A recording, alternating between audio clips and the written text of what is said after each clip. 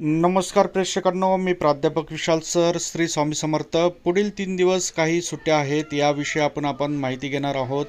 तर नागरिकांसाठी आनंदाची बातमी आहे. नेमके या सुट्ट्या कशामुळे आहेत, त्याचप्रमाणे रक्षाबंधन आणि दहीहंडीला सुट्टी आहे का नाही याची देखील आपण आता माहिती घेणार आहोत.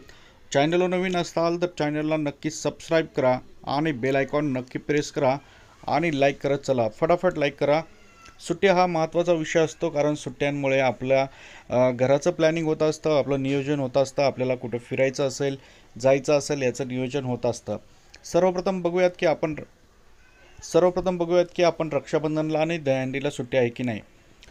रक्षाबंधनाचा सण हा अधिक गोड आहे, कारण भाऊ बहिणीचं सर्वात अप्रतिम नातं असतं त्यामुळे रक्षाबंधनाच्या दिवशी सुट्टी जाहीर करण्यात आलेली आहे. परंतु राज्य सरकारने दहीहंडी सणाऐवजी रक्षाबंधनला म्हणजेच 28 ऑगस्टला स्थानिक सुट्टी जाहीर केलेली आहे.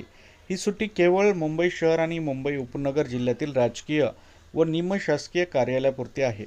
तुम्हाला काय वाटतं, संपूर्ण महाराष्ट्रात रक्षाबंधनाला सुट्टी दिली पाहिजे का? कमेंटमध्ये आपला अभिप्राय नक्की नोंदवा.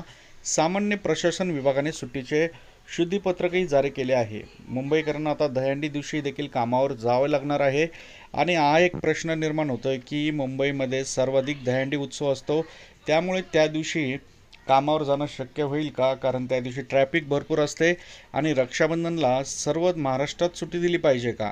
यावर तुमचं मत काय आहे याच्याबद्दल तुम्ही कमेंटमध्ये आपला अभिप्राय नक्की नोंदवू शकता. आज मंगळवार आहे, पुन्हा उद्या दीप अमावस्या आहे, त्यानंतर श्रावण सुरू होणार आहे, शनिवार रविवार तुम्हाला सुट्ट्या होणार आहेत. अशा प्रकारच्या या 3 सुट्ट्या तुम्हाला भेटू शकतात आणि याचं नियोजन तुम्ही पूर्वनियोजित करू शकतात. व्हिडिओ कसा वाटला कमेंट करा आणि जाता जाता एक लाईक, चॅनलला सबस्क्राईब. ओके, ठीक आहे. थँक्यू. स्वामी समर्थ.